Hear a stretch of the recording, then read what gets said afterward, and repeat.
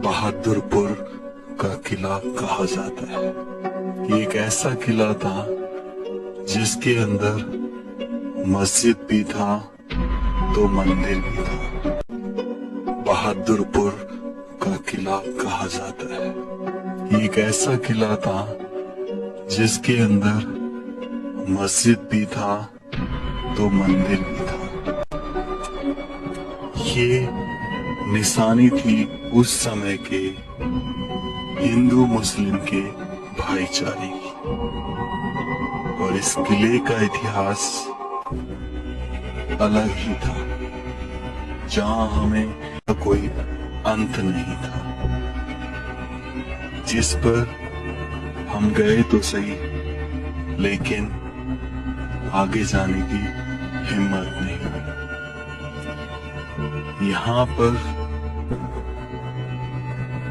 एक नहीं दो सुरंगें थी। इस किले के साथ में था एक छोटा किला। ये किला आज से 600 से 700 साल पुराना माना जाता है। तो चलिए जानते हैं उस सुरंग का रहस्य और मंदिर और मस्जिद के पीछे क्या कहानी रही होगी इस बहादुरपुर के किले की।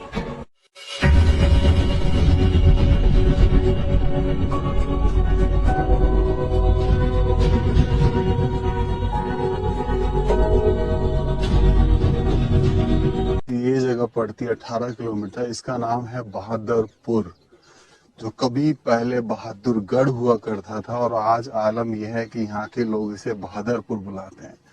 जहां मैं खड़ा हूँ इस जगह के किले का दरवाजा, जो कि पूरी तरीके से उठ चुका है। इधर से आप देखेंगे, इधर से इधर, लेफ्ट से राइट, ये पूरा टूट चुका है। और ये किला इतना शानदार है, ये अंदर चलते हैं।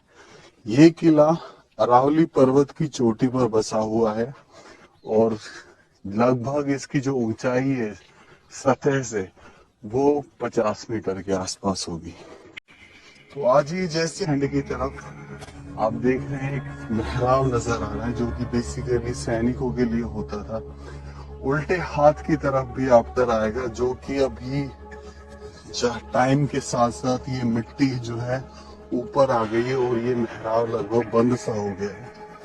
तो ऐसा कहते हैं कि इस मेहराब के अंदर सुरंग जाती है, जिसके अंदर हम आज जाएंगे और इस ब्लॉक के अंत में जाएंगे आपको दिखाने के लिए दोनों साइड से।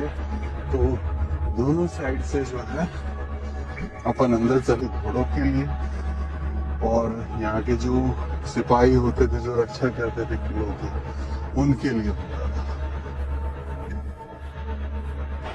तो टाइम के साथ साथ झील शील और बिल्कुल खत्म हो गया। तो आपको बता दूं, ये किला जो है नवाब खां के बेटे बहादुर खां ने बनवाया था, तभी इस जगह का नाम बहादुरगढ़ रखा गया और ये फिर बहादुरपुर आज के टाइम में बहादुरपुर के नाम से जाता है। ये उस समय का अवशेष है जो आप देखेंगे कि यहाँ पर एक आपको मूर्ति नजर आएगी जो बिल्कुल खंडित है, बिल्कुल खंडित अवस्था में, जिसे आप पहचान नहीं सकते। और ये उस समय का एक अंश रहा है। इस चलते ये किला अनुमानित लगाया जाता है कि 600 साल पुराना है। और आपको दिखाता हूँ, ये वो मेन दरवाजा जो महल के लिए खुलता था। जब सिपाहियों से परमिशन मिल जाती थी तब ये दरवाजा खुलता था। और बहादुर खां जो थे वो मुस्लिम कौम से रिलेटेड होते थे। अब इसको दिखा देता हूँ। अब इस गेट के दोनों साइड देखेंगे कि यहाँ पे कुंदे रखने बनाने के लिए जगह छोड़ने के लिए, तो यहाँ पर डेफिनेटली दरवाजा हुआ करता होगा, जो कि लकड़ी का और लोहों का मिश्रण से बना होता था। जो समय के अभाव के कारण जर्जर हो गया, या फिर ऐसा कहें कि लकड़ी काटने के चक्कर में काट लिया गया। पर आप देखोगे तो यहाँ पर उर्दू में कुछ लिखा हुआ है।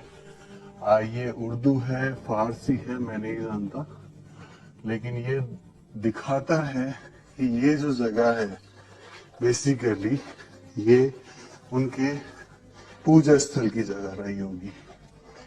यहाँ पर चारों तरफ आप इसको देखिए पूरे ध्यान से, तो एक पूजा के आले जो उन मुस्लिम कौम के लिए होते थे वो दिखाई दे रहे हैं। और यहाँ पर ये जो आपको आले दिखाई दे रहे हैं ये बेसिकली रोशनी के लिए होते थे। ऐसे यहाँ पर ये एक जगह है जो वापिस से नमाज के लिए शायद छोड़ी गई है। और फिर इसका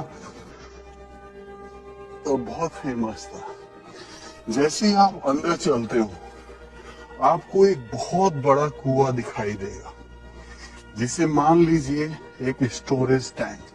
आप सामने देखिए, इस कुएं के सामने से एक स्लाइड करके आ रहा है, जिसमें आपको ऐसे लगता होगा कि यहाँ से कभी पूरे किले का पानी इकट्ठा होके आता होगा बारिश का और इस कुएं में गिरता होगा। और यहाँ की जो हमने सूचना जुटाई है लोगों से, वो ये कहते हैं कि चांदनी रात को जब इसमें पानी भर जाता है तो ये बिल्कुल दूध की तरह चमकता है। कुछ इस तरीके से इसकी बनावट जो है बनाई गई है। तो इस कुएं के हम चारों तरफ चक्कर लगा के एक बार आपको थोड़ा सा व्यू दिखा देता हूँ मैं चारों तरफ से। उधर देखिए कुएं के बिल्कुल सीधे हाथ की तरफ आपको छोटे छोटे कमरे नजर आते हैं। संपूर्ण हुआ करते थे, लेकिन वक्त की हालत बहुत ऐसा बोला जाता है कि जब जयपुर के राजा माधो सिंह ने अलवर पे कब्जा किया, सिर्फ 500 सैनिकों को भेजकर बाला किला पे जब कब्जा किया, तो भरतपुर के राजा सूरजमल जी जो थे उनको ये बात पता चली।